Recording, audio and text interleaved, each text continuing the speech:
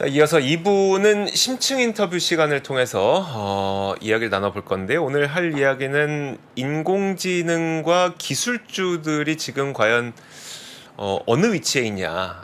일단 느낌상으로는 좀 비싼 것 같긴 한데, 근데 또 계속 올라가니까 이게 뭐라고, 안 비쌌던 거였었나? 이게 되게 고민되거든요.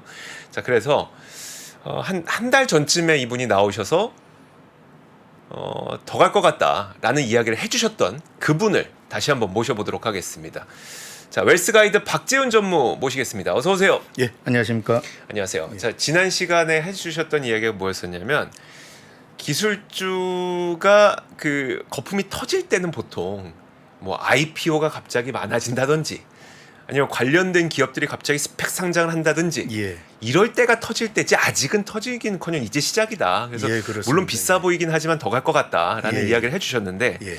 자, 오늘 좀 업데이트를 해보도록 할게요. 예. 근데 주가를 보면 약간 AI 관련주들이 좀 비싼 것 같기도 해서 과열 같으세요? 아닌 것 같으세요?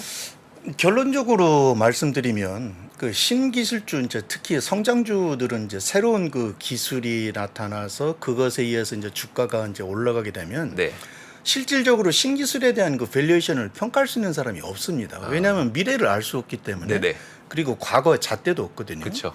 그래서 기본적으로는 이러한 그 밸류에이션 부분들이 기술 기업, 그러니까 신기술에 의해서 주도되는 그 성장 기업들은 기본적으로는 주가 흐름에 그냥 맡겨놓는 것이 가장 보편적인 것 같고요. 네. 아까도 이제 말씀하신 것과 같이 그런 과연 그 버블은 언제 깨질 거냐. 그 네. 부분은 경험적으로 보면 항상 수요와 공급에 의해서 깨지거든요. 네. 이게 과다하게 수요가 이제 몰리는 경우인데 네네. 과다하게 수요가 몰린다는 얘기는 지금 이제 말씀하신 것처럼 뭐 빅세븐 기업들 이런 부분들에 이제 손쉽게 접근하기가 어려우니까 주변주로 이제 확산되면서 그게 이제 주도주가 점차적으로 확산되면 네. 기본적으로 자연스럽게 이제 힘이 소멸돼서 아. 그래서 이제 버블이 깨지는 그런 형태로 나타나거든요. 예. 근데 지금은 아직 그거는커녕 거의 지금은 예 이제 그 성숙 단계 전 단계로 저는 지금 보고 있거든요. 네네. 앞서도 말씀드렸지만 이제 어제 오늘 새벽 시장이죠. 오늘 새벽 시장에서도 마이크로소프트가 전혀 뭐 예상하지 못했던 네네. 그런 그 코파일럿을 그 365에다가 얹어서 다시 이제 시장에 내놓겠다 이런 부분들도 사실상 예상을 못했던 부분들이거든요. 네네. 왜냐하면 저도 이제 기술업체에 잠깐 있었지만 코파일럿을 기본적으로 뭐 장착은 하겠지만 저희들이 그 일반적으로 조금 그 기술을 아는 분들은 자체적으로 쓸 수 있거든요. 네. 근데 이제 그것을 그 워낙 기술이 좋으니까 범용하기 위해서 이제 자기들의 그 고유의 그 상품에 얹었다 이런 부분들은 이제 본격적으로 지금 수익화에 나서는 게 아닌가 이런 생각은 좀 해보고 있습니다. 이제 돈을 이제 벌기 시작할 텐데 지금 뭐 이렇게 비싸다 싸다를 논할 수는 없는 단계인 그렇습니다. 거네요. 이게 한 가지 조금만 더 붙이면 네네. 그 챗GPT가 나오면서 사실상 이제 챗GPT를 사용하는 데다는 그 단점들이 좀 있었거든요. 네네. 그래서 그 수행하지 못하는 기능들 뭐 그래프 기능이라든가 아니면 뭐 지금 이제 붙였지만 뭐 이미지 기능이라든가 아니면 수학을 한다든가 아니면 논리를 한다든가 이런 그 기능들은 사실상 그 챗GPT 가지고는 부족했거든요. 그래서 그걸 보완하기 위해서 이제 플러그인이라는 그 프로그램들이 나왔는데 네네. 그게 제가 여기 나왔을 때 한 달 전에 나왔을 때는 플러그인 스토어에 그 상장 그 등록돼 있는 상품이 네네. 50개도 안 됐었어요. 근데 지금은 얼마나? 근데 지금 522개가 됐습니다. 그 다들 난 이 생태계에 뛰어들 거야라고 하면서 본인들의 그 제품을 지금 그 마이크로소프트의 플러그인에다가 다 넣고 있는. 그렇습니다. 예. 그래서 이제 본격적으로 우리 그 생활 속에 이제 GPT라든가 아니면 AI가 점차 지금 이제 스며드는 초기 단계다. 지금 애플 스토어에 예전에 이제 애플 나왔지만 애플 스토어에 그 등록돼 있는 그 프로그램들이 엄청나지 않습니까? 네네. 아마 그런 형태가 되지 않을까 이렇게 생각을 해보고 있습니다. 사실 처음에 앱스토어 뭐 한다고 했을 때 그것도 이해도 안 되기도 맞습니다. 했었고, 예, 그리고 예, 그리고 앱스토어에 처음에 이렇게 막 공개가 되고 막 사람들이 사용해 보는데 쓸 거 없다는 예, 맞습니다. 피드백이 대부분이었지만 결국은 이게 진짜 거대한 생태계가 그렇습니다. 예, 됐었죠. 예. 알겠습니다. 자, 어쨌든 미국 주식시장이 최근에 조금 과열 양상을 보이고 있는 것 같긴 한데 최근 상황을 좀 정리를 한번 해주시겠어요? 기본적으로 미국 주식시장은 이제 오늘까지 연초 이후에 거래일수로는 135거래일이거든요. 네네. 근데 이제 제가 135 거래일을 그 특별히 강조하는 이유는 네. 아시겠지만 지금 이제 그 나스닥이나 S&P 500 지수는 이제 불마켓에 진입을 했잖아요. 네네. 근데 이제 불마켓에 진입은 했는데 연초 이후 135 거래일 동안의 상승률이 상당히 높다라는 거예요. 네네. 이 화면을 한번 잠깐 보시면은요. 예, 오른쪽 그래프에 있는 게 이제 연초 이후에 그 135 거래일 동안의 그 상승률을 표시한 거거든요. 네. 근데 1928년도 이후입니다. 근데 현재 18.6%인데 이것이 그 1928년도 이후의 상승률만 보면은 11위에 해당됩니다. 그러니까 엄청난 그 상승률이거든요. 네네. 근데 이제 이 그 데이터가 강조하는 바는 이렇게 연초 이후 135 거래일 동안 이만큼 올랐을 때 나머지 기간 동안에는 대체적으로 다 올랐다거든요. 수치로만 보면. 네네. 근데 이제 한 가지 유념하셔야 될 것은 1, 2, 3, 4 등에 있는 그 순위를 기록했던 시기에는 이게 하락을 했어요. 하반기에는. 네. 연간으로는 플러스를 기록했지만 하반기에는 하락을 했어요. 이 얘기가 뭐냐면 연초에 주가가 많이 올라가면 너무나 당연한 그 자연이치인데 그리고 나면 자연스럽게 조정을 받는다. 하반기에는. 예, 그래서 이제 제가 조심스럽게 이제 소망하는 거는 네네.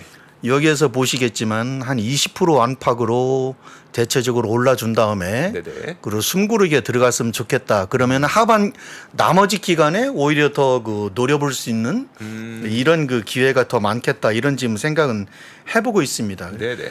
이 그래프 그러니까 이 그 테이블만 놓고 보면 그 135 거래일 동안 이렇게 상승했을 때 나머지 상승 확률을 보면은 연초 이후 상승 확률만 보면은 약 한 64% 정도 됩니다.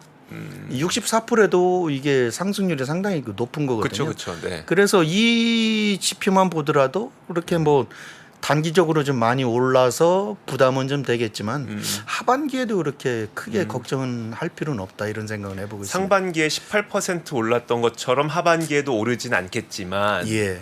그래도 좀 적은 수준이라도 더 올라갈 것 그렇습니다. 같다는 생각은 예, 계속 갖고 계시네요. 예. 그러면 이제 실제 그 펀더멘털을 좀 받쳐주는 상황인가요 지금 미국 경제가? 그렇죠. 네. 이게 이제 기본적으로 현재 미국 경제를 그 한마디로 정의를 하면 네. 그 화면을 한번 보시겠습니까? 제가 이제 재밌는 그림을 갖고 나왔는데 현재 미국 경제는 그 그린 슛이라고 이렇게 그 표현을 할 수 있습니다. 저게 뭐예요? 그린 슛이 뭐냐면은 이 그림에서 보시는 것처럼 이게 새싹이지 않습니까? 네네. 녹색 새싹.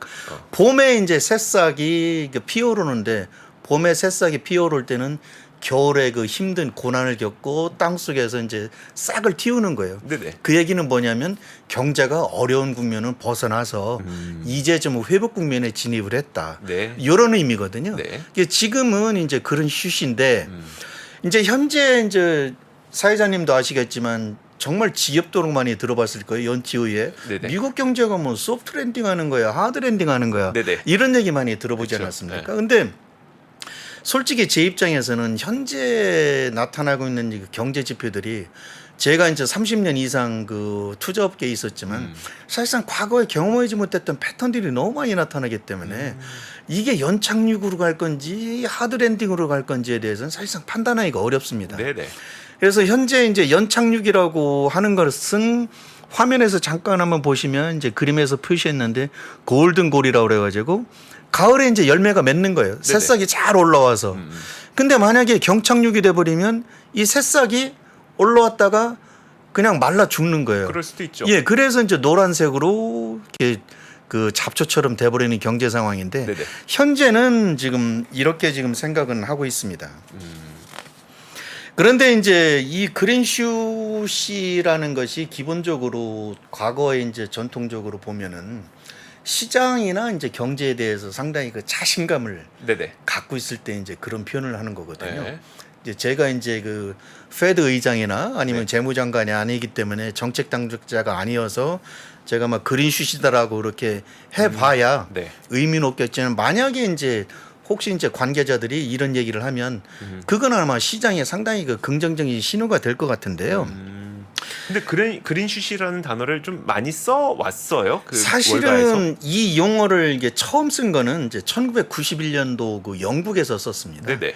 그때 당시에 영국이 이제 경기 침체를 벗어나서 이제 싹을 틀 때 당시 이제 재무부 장관이 그 영국 재무부 장관이 그런 표현을 했어요. 네. 거시 경제가 상당히 지금 회복이 됐다. 회복이 되고 있다. 그래서 지금 턴어라운드 의 그 흐름을 보이고 있다. 네네. 그것을 이제 표현하기 위해서 새싹으로 이제 표현을 한 겁니다.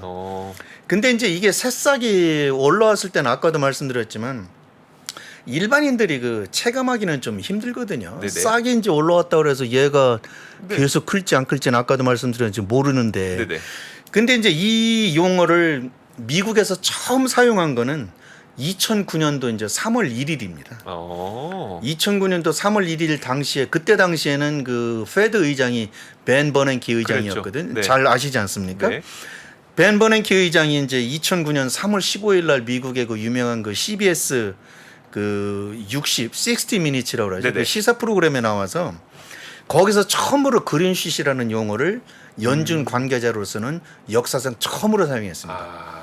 네. 자기들이 이제 그 페드가 펴놓은 정책이 제대로 먹힐 것이다. 그래서 경제가 회복되고 있다라는 것을 아주 자신 있게 강하게 표시를 했거든요. 네네.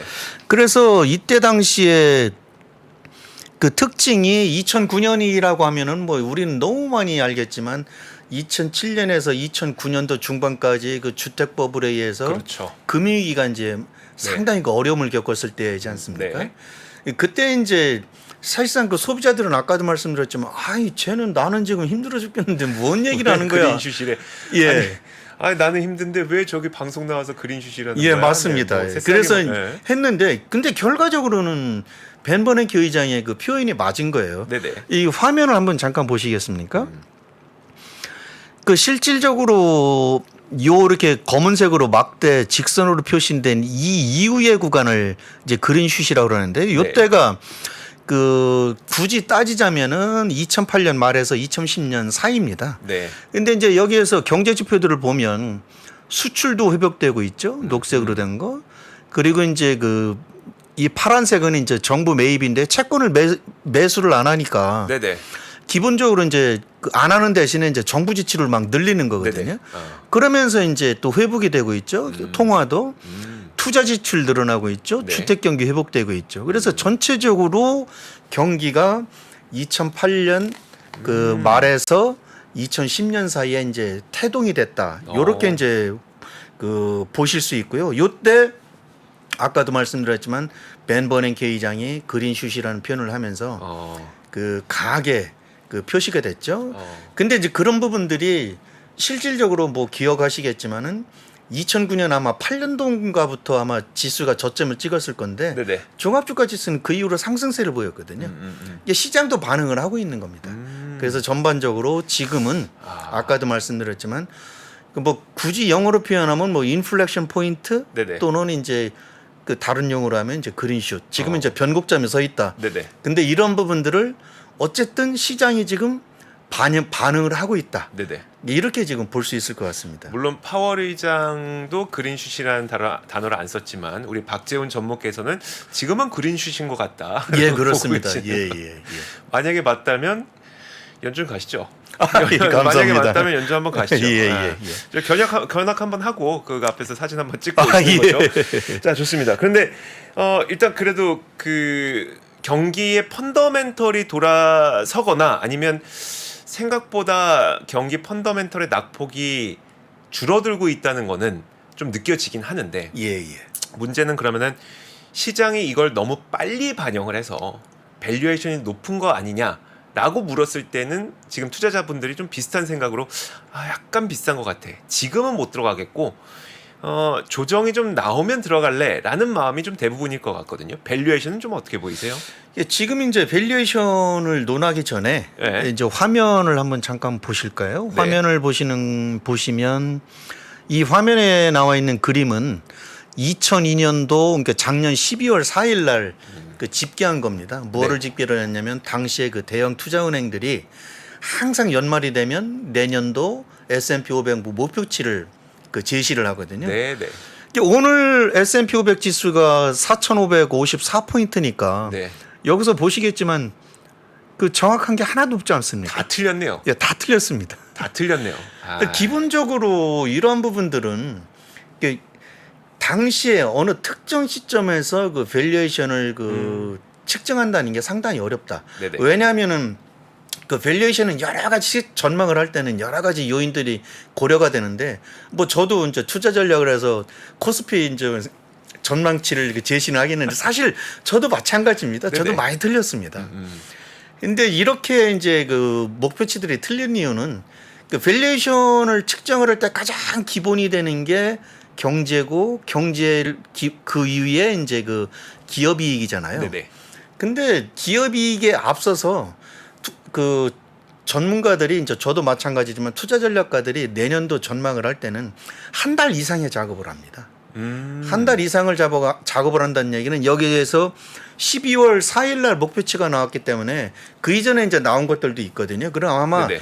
대체적으로 이 내년도 작업을 한 게 아마 10월부터 10월 내지 시작을 했을 겁니다. 11월쯤에 가장 예. 활발히 했겠네요. 예. 아. 근데 제가 여기에 갖고 오지는 않았는데 2022년도 이제 그때 당시 흐름을 보면 네. 주가가 12월, 11월 달 그때가 12월에서 조금 올라오긴 했는데 10월, 11월 최악이었죠. 예, 그때 정말. 이제 지수가 많이 빠졌을 때입니다. 네. 그래서 그런 부분들도 좀 많이 받았을 거고 영향을 받았을 거고 뒤에 말씀드리겠지만 이렇게 되다 보니까 이제 기업 이익이 내년도도 안 좋을 것 같다. 네. 그런 전망에 의해서 이제 EPS를 하향 조정을 하니까 자연스럽게 연말 그 목표치는 떨어질 수밖에 그 없는 겁니다. 그래서 이런 부분들은 보면은 아까도 말씀드렸지만 그 밸류에이션을 전망한다라는 것이 얼마나 허황되냐, 허상이냐 이런 부분들은 알 수 있겠습니다. 그래서 제가 이제 말씀드리는 거는 항상 지난번에 나왔을 때도 삼성전자 예를 한번 제가 드렸던 것 네네네. 같은데 네.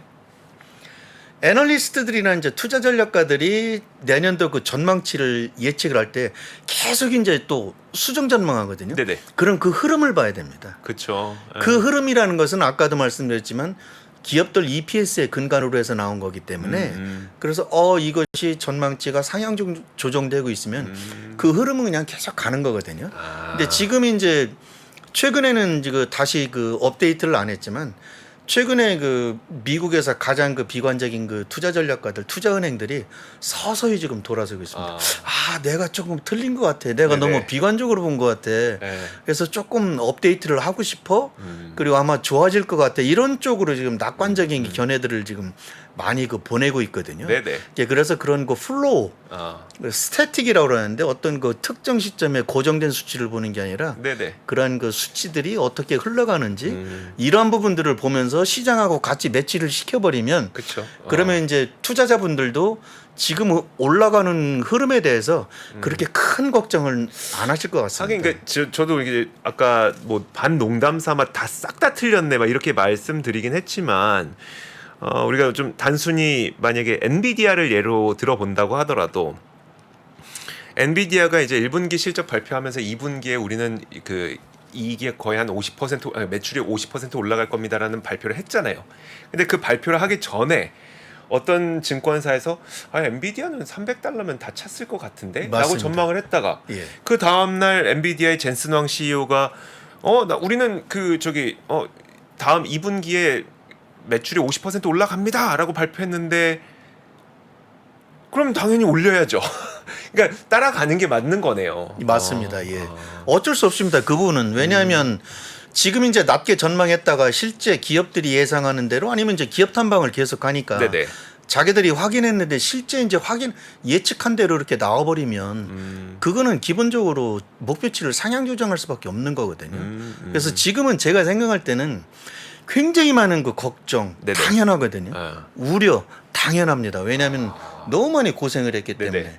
그렇지만 지금 개선되고 있는 흐름을 좀 보면은 아마 조금은 시장을 바라보는 눈이 아마 달라질 거다 이제 이 생각은 하고 있습니다. 예. 그래서 이제 말씀은 밸류에이션이 지금 오늘 딱 오늘이 며칠입니까 지금? 오늘 18일, 19일. 예. 딱 7월 19일 딱 오늘 현재만 놓고 보면 비싸 보일 수도 있지만 지금 밸류에이션 목표 주가와 시장 목표치가 계속 올라가는 단계이기 때문에 한 달 후에 돌아보면 좀 그렇습니다. 쌌던 시점일 수도 있는 거네요. 예, 그렇습니다. 그런 측면에서 지금 밸류에이션이 그렇게 비싼 건 아니라는 예, 의견이신 그렇습니다. 거고요. 그래서 장기 투자자 입장에서는 이렇게 크게 걱정할 필요는 없겠지만 혹시 네네. 아직도 야 미국 시장은 좋고 이제 주변에서 조금 있으면 이제 한두 명씩 나올 거거든요. 어떤 사람이 나 주식 투자해서 그 돈 벌어 이런 부분들이 이제 나올 거예요. 아마 나올 겁니다. 이제 네네. 조금씩 그러면은 지금 들어가도 되나 뭐 이런 이제 고민들을 할 거거든요. 네. 아마 본격적으로 고민했을 때는 시장이 아마 상당히 좀 많이 올라와 있을 거예요. 지금은 이제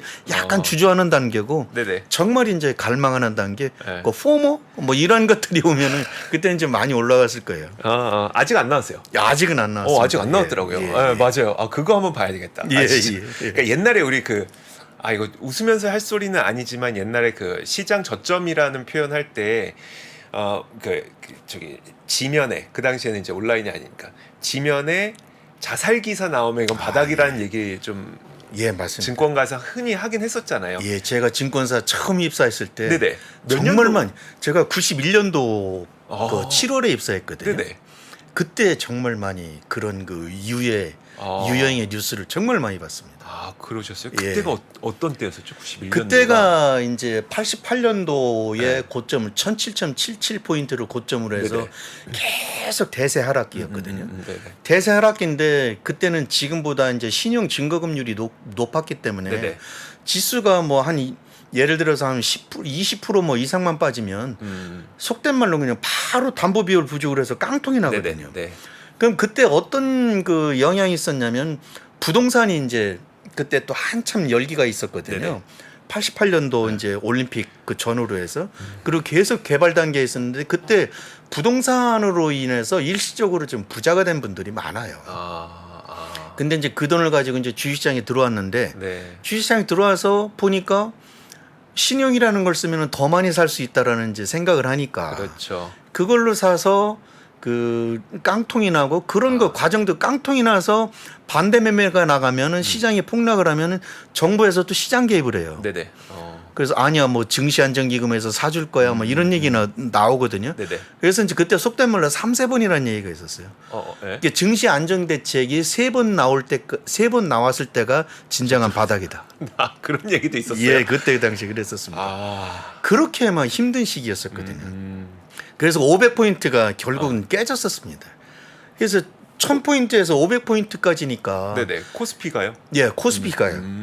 그러니까 거의 그 88년도부터 91년도니까 한 3년 사이에 반토막이란 거거든요. 네네. 근데 반토막이라는 게 이게 일직선으로 빠지면 사실 크지 않은데 이게 계속 그 등락을 반복해서 빠지기 때문에 이거를 긴 선으로 연결해 보면 의미 자체가 투자자들한테 받아들이는 의미는 네네. 50%가 아니라 아마 500% 이상의 의미가 있을 겁니다. 그러니까요. 그러니까 힘드니까 이제 아까 말씀하신 대로 이제 자살 얘기 나오고 증권회사 와서 이제 항의하고 이게 조금 이제 그 몸으로 이제 부딪히고 네네. 이런 것들이 상당히 많았었습니다.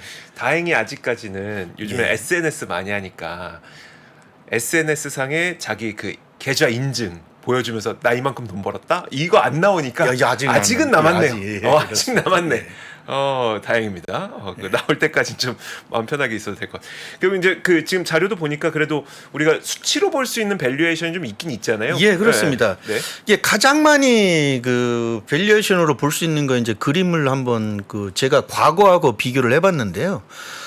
요 그림은 뭐냐면은 그 S&P 500 그 지수에 대한 그 선행 PER을 그 나타내는 겁니다. 네.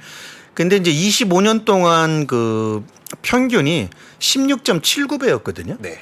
근데 이제 여기는 그 6월 30일 기준으로 19배인데 아마 오늘 올랐기 때문에 아마 20배까지 올라왔을 거예요. 네네. 근데 이제 20배가 의미하는 게 뭐냐면 이 평균에서 플러스 1 표준 편차까지 벌어진 게 이제 20배 정도 됩니다. 그럼 실질적으로 지금 현재 1 표준 편차까지 벌어졌다고 봐야 되거든요. 근데 1 표준 편차가 어떤 걸 의미하냐면 일단은 시장이 그냥 손쉽게 해서 시장이 많이 올랐다라는 네네. 거 하나 하고 그 2000년도 기술조 이 버블 당시에 이때는 거의 그 이 표준 편차까지 올라왔거든요. 네네. 이때는 완전히 뭐 대세 고점이었으니까요. 그리고 이제 가장 최근에 그 코로나 버블 때 요때도 약 1.5배까지 올랐습니다.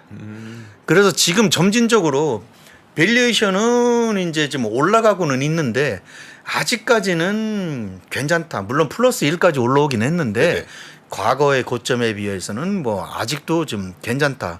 그렇지만 아까도 말씀드렸지만 지금 현 시점에서 딱 잘라서 보면은 산술적으로는 고평가됐다. 이렇게 이제 보는 건 사실은 좀 맞는 것 같습니다. 그럼 약간 시장이 쉬어갈 가능성도 좀 있다고 보세요? 쉬어갈 가능성은 뭐 당연히 있겠죠. 근데 이제 기본적으로 제가 이제 마켓 타이밍 측면에서 단기적으로 뭐 몇 포인트까지 쉴 거다 이런 얘기는 네네. 사실상 그 어렵고 단지 이제 아까도 말씀드렸지만 이제 흐름을 계속 이제 강조를 해보고 싶은데요. 이게 현재 주식시장이 이제 가장 그 주목해야 될 것은 이미 이제 미국 시장에서는 2분기 어닝 시즌 이제 시작이 됐으니까 네네. 지난주부터 이 추이를 특히 주목을 해야 되거든요. 왜 2분기 그 어닝 시즌이 중요하냐면 기본적으로 뭐 많은 그 전문가들이 얘기했지만 그 수익률 곡선이 인버트된 이후에 경기 침체 가능성이 상당히 높다. 네. 그리고 미국의 그 각종 페드 연구기관에서 아마 미국 경기 침체 구간은 내년 아마 그 올해죠. 올해 네네. 아마 상반기에는 이미 경기 침체 들어가 있을 거야라고 아마 예측을 했었어요. 작년에 그랬어요. 그렇습니다. 네. 예. 그런데 뭐 그 말이 사실인 것처럼 이 그림 화면에 이제 그림을 보면 이게 그 미국의 그 조사 전문 기관인 그 팩셋에서 이제 매월 발표하는 건데 S&P 500의 그 분기 EPS 이제 추이입니다. 네. 요 2분기는 아직 이제 지금 발표하고 있으니까 아직 안 나왔지만 1분기까지는 기본적으로 보시겠지만 EPS가 계속 하락 추세거든요. 네네. 그래서 어떻게 보면 아까 말씀드린 6월까지가 경기 침체일 가능성이 높다라는 게 확인될 수도 있어요.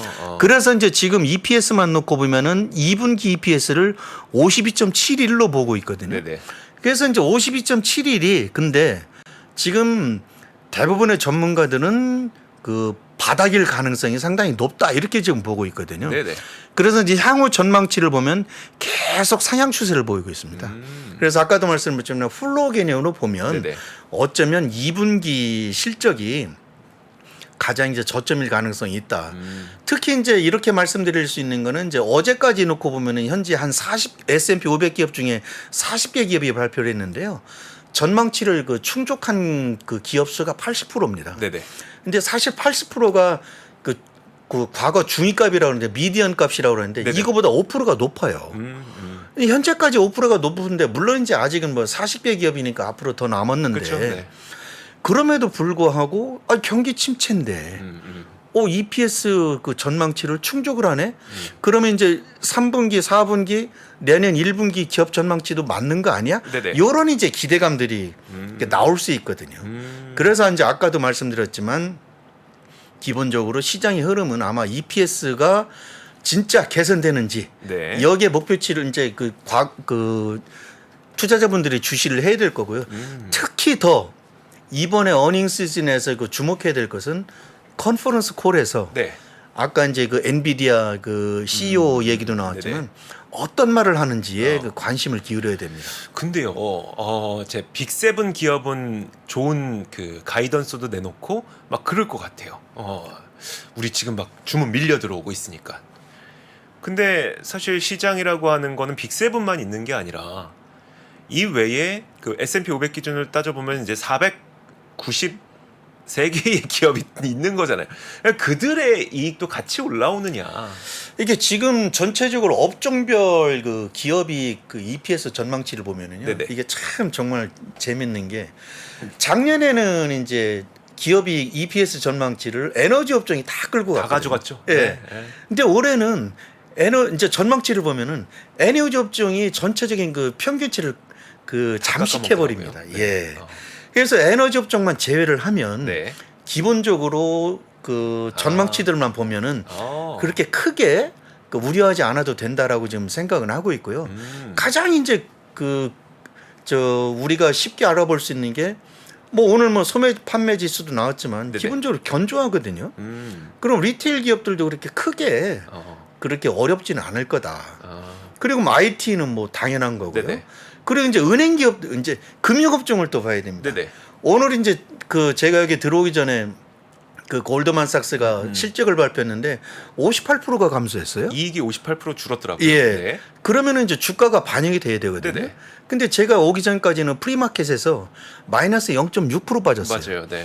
근데 이제 그 CEO가 어떤 말 할지는 모르겠는데 우리가 모든 걸 다 예를 들어서 뭐 대승 충당금을 너무 많이 싸서 이렇게 됐고 그리고 이제 트레이딩 그 수익이 적어서 아마 빠졌다. 근데 최근에 이제 좋아졌기 때문에 앞으로 우리들 실적이 좋아질 것이다라고 예를 들어서 말이 나오면 네네. 아마 이미 지나간 거기 때문에 지나간 거는 이미 다 반영이 된 거거든요. 네. 그리고 이제 재밌는 얘기지만 아까도 이제 말씀하신 것 같지만 2분기 실적이라는 게 6월 30일까지지 않습니까? 그렇죠. 그러니까 6월 30일 지났잖아요. 네네. 그럼 이제 6월 30일 이후부터는 대부분의 그런 업종들이 물론 이제 그 변동성 있는 업종은 있겠지만 전반적으로 보면 업종이 크게는 그 상승하지는 못하지만 크게 후퇴하지는 않을 것이다. 그러면은 아까도 말씀드렸지만 지금이 경기가 침체 구간인데 EPS 기업 그 이익이 선방을 하고 있네. 그러면 이제 생각은 달라지는 거거든요. 그러면은 이제 밸류에이션도 올라가야 되겠는데 네. 이제 또 말씀드리겠지만 인플레이션이 지금 그 하락 속도가 네네. 2009년도 이후에 이제 가장 가파르게 하락하고 있거든요. 네네. 이런 적이 없다라는 거예요. 인플레이션이 떨어지고 있다. 그러면 금리 또 건들 것 같고요. 이제 이런 부분들이 결국은 그 밸류에이션에 영향을 미쳐서 그렇게 이제 크게 제가 이제 너무 그 낙관적인지는 모르겠는데 네네. 이렇게 너무 밸류에이션 측면에서 보더라도 그 크게 이제 우려할 사항은 좀 아닌 것 같아요. 어때요? 그러면 그냥 순수하게 아무것도 모르는 사람처럼 질문할게요. 예. 지금 사도 돼요? 저는 뭐 지금 들어와도 이렇게 큰 그 무리는 없을 거라고 생각이 되고요. 특히 이제 시장이 이제 잠깐 이제 결론적으로 이제 가는 것 같은데 시장은 항상 패턴이 강세장의 특징입니다. 네. 강세장의 특징을 보면은 이제 주도주가 시장을 주도하다가 이제 조정을 받으면서 주변주로 이제 확산이 돼요. 네네. 근데 그 업종을 벗어나진 않아요. 그러니까 지금 예를 들면 이제 기술 네. 업종이죠. 아, 네네. 기술 업종에서 벗어나진 않아요. 근데 기술 업종에서 이렇게 벗어나게 되면 기본적으로 다른 업종과 이제 괴리가 생깁니다. 네네. 얘만 넘어 올라갔네. 네. 그러면 눈높이라는 게 있지 않습니까? 네네. 그럼 낙폭과대라는 개념이 되기 때문에 거기서 이제 다시 섹터 로테이션이 벌어집니다. 네네. 순환매가 일어나거든요. 그러면 이제 많이 빠진 애들이 이제 그 눈높이를 맞추기 위해서 이제 올라오게 됩니다. 네네. 그래서 이제 지금 또 한 가지 제가 지난번에 한번 나와가지고 부동산 업종을 말씀드린 바가 있는데 최근에 이제 그 이후로 올라오고 있는 게 부동산 전반적으로 올라오지는 않고 네네. 한번 말씀하신 것 같은데 주택건설 업종이 그쵸. 올라오고 있거든요. 네. 대표적인 그 ETF가 KHB인데 이 ETF가 지금 상당히 많이 올라오고 있습니다. 이런 것들이 지금 이제 계속 올라오고 있거든요. 그래서 제가 생각할 때는 만약에 들어온다고 하면 네네. 기본적으로 성장주는 물론 일단 가져가야 되고 네네. 그리고 나서 이제 조금 부담이 된다면 이제 많이 빠졌던 업종 이런 업종들에 좀 관심을 가져야 될 것 같고 그리고 이제 계속 이제 아마 제가 생각할 때는 그 전까지는 기업 실적을 발표를 하면 거기에 따라서 이제 어닝 서프라이즈가 물론 나오지만 어닝 서프라이즈에 대해서 이렇게 반응은 높지 않았거든요. 네. 네거티브 서프라이즈에 대해서는 반응이 높았고 네. 이 얘기는 뭐냐면 약세장이었거든요. 네네. 근데 강세장의 특징은 어닝 서프라이즈에 상당히 그 시장이 강하게 반응을 해요. 네네. 그래서 이제 주목할 것은 아까도 계속 말씀드렸지만 앞으로 발표될 기업들의 CEO들, CFO들이 우리의 회사는 앞으로 전망을 이렇게 하고 있어요. 네네. 라는 걸 보면서 해당 종목이 두려우면 해당 업종 이런 쪽으로 이렇게 접근하시면 기본적으로 지금 들어온다면 그런 쪽으로 가다가 그리고 나서 이제 다시 또 제가 생각할 때는 7개 종목이 또 다시 올라갈 가능성이 많거든요. 아마 제가 잘은 모르는데 네네. 오늘 마이크로소프트의 그 행보를 보면서 또 한 번 느낀 건데 얘네들이 감추는 것들이 또 있을 거예요. 제가 잘은 모르겠지만 사실 어제도 무슨 행사였었죠? 무슨 행사였었는데 예. 행사가 열린다는 건 알고 있었지만 거기서 가격 정책 발표하리라고는 아무도 상상 전혀 예상 못했으니까. 못했죠. 전혀 예상 못했죠. 하긴 뭐 지금도 지금도 갖고 있는 카드들이 좀 있겠네요. 그래서 뭔지는 모르겠는데, 네. 근데 이게 그 AI라는 것이 이제 기본적으로 여기서부터 태동을 했기 때문에, 네네. 그때도 말씀드렸지만 이제 작년부터 실질적으로 태동을 했기 때문에 여기서 이제 파생될 수 있는 그 비즈니스들이라는 것은 엄청 많을 거거든요. 네네. 아마 그러면은 이제 그러한 그 수익 모델들을 아마 계속 발표할 겁니다. 예. 그러면 그 부분들이 결국은 자사의 그 기업 이익으로 이어져서 이런 부분들이 이제 주가를 좀 밀어 올리는 네네. 그런 행태가 될 것 같습니다. 알겠습니다. S&P 500 기준으로 좀 얼마까지 갈 것 같으세요, 연말에? 제가 그 부분은 좀 예. 근데 이제 제가 그 지금 현재 이제 자꾸 그 밸류에이션 부담을 얘기를 하니까 네네. 이제 화면을 한번 보실까요? 네. 이 화면을 보시면 이 화면은 뭐냐면 여러분들이 너무 많이 하시는 그 슐러 PER 그 네네. 그래프인데요. 1920년도 이후에 이제 그래프인데 제가 이제 먼저 결론적으로 말씀드리면 앞으로 그 PER이 네. 상당히 높은 수준에 올라와도 놀라지 않았으면 좋겠다. 그 부분을 이제 말씀드리고 싶은 거예요. 네네. 왜 이렇게 말씀드리냐면은 지금 저 그래프만 보면 지금은 꺾여야 마땅한. 예, 그렇습니다. 근데 1970년도 이후에 이 PER 저점이 계속 높아지고 있어요. 네네. 그리고 고점도 높아지고 있고요. 그래서 이 부분은 뭐냐면 전체적인 큰 흐름에서 보면 이게 전형적인 상승 추세거든요. 네네. 그래서 일단 그 PBR 그러니까 PER은 높아질 가능성이 상당히 높다. 이게 실질적으로 2000년 이전만 해도 평균 그 슐러 PER이 15.5배였거든요. 네네. 근데 2000년 이후로는 이 평균 27배예요. 그래서 이 부분이 뭐를 얘기하냐면 평균은 높아지고 있다. 네네. 이게 결국 그 얘기는 앞으로 계속 그 밸류에이션 그 PER 수치가 올라갈 가능성이 있다. 그럼 또 아니 왜 그렇게 생각하느냐라고 또 얘기가 돌아갈 수 있거든요. 네. 가장 이제 기본적인 이유로 제가 사실상 이제 그 인플루언서 중에서 네. 그 투자 전략가 말고 미국에서 소셜 미디어에서 이제 활동하고 있는 인플루언서 중에서 네. 그 굉장히 많이 그 감명을 받고 있는 분이 이제 오브 달러스 앤 그 데이터라는 그런 그 블로그를 운영하시는 분이 있어요. 네네. 닉 맥일이라고. 네. 이분이 이제 Just Keep Buying이라는 책을 썼어요. 네. 이분은 그냥 낙관론자입니다. 네. 퍼머 낙관론자. 네네. 근데 이분이 이제 말씀하신 게 뭐냐면 예전하고 지금 그 투자 패턴이 달라졌다. 가장 기본적인 예로는 과거에 여러분들은 기본적으로 주식을 살 때 수수료가 상당히 많이 줄어들지 않았느냐. 그렇죠. 예. 네. 그렇게 되면 기본적으로 수수료를 많이 부담했을 때는 더 높은 수익을 기대를 하는데 네네. 지금은 수수료가 낮아졌기 때문에 더 낮은 수익률을 기대를 해도 그렇게 큰 무리는 없을 거다. 이게 밸류에이션이 높아진다는 얘기는 네. 기대 수익률이 낮아진다는 얘기잖아요. 네네. 그래도 투자자들은 참여를 할 것이다. 왜? 왜?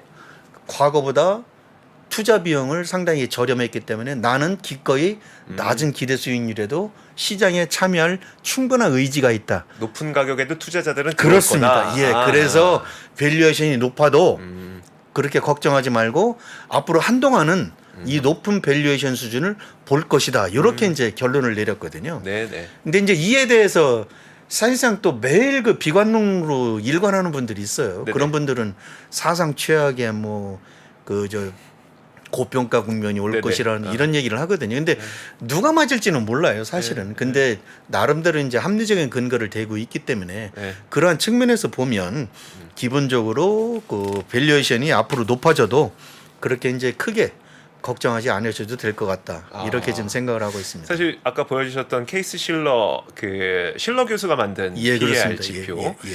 그걸 저도 간간히 보거든요. 근데 저것만 놓고 보면 지금은 시장이 미친 겁니다. 정말. 예, 맞습니다. 근데, 예. 근데 말씀하셨던 것처럼 시간이 지나면 지날수록 PER이 계속 높아지고 있는 그런 그 계단식으로 좀 높아지고 있는 단계라고 생각을 해보면 그냥 이게 새로운 뉴 스탠다드일 수도 그렇습니다. 있겠구나 라는 생각이 예. 듭니다. 예. 자, 알겠습니다. 그래서 기술주 계속 가져가는 것이 낫다는 예, 의견을 그렇습니다. 또 예. 계속 주신 웰스 가이드 박재훈 전무와 함께 이야기 나눠봤습니다.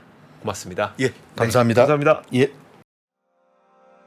장 시작 전부터 종료까지 쏟아지는 수많은 뉴스와 정보들. 이 중에서 어떤 것이 투자에 정말 도움이 되는 정보일까요? 3프로의 증시 셔터맨 박근영 마스터가 직접 정보를 선별하고 투자의 힌트를 드립니다. 시간도 아끼고 투자 아이디어도 얻는 시간, 박근영 부장의 마켓 힌트와 함께 하세요. 자세한 사항은 3프로 TV 앱과 홈페이지를 확인하세요.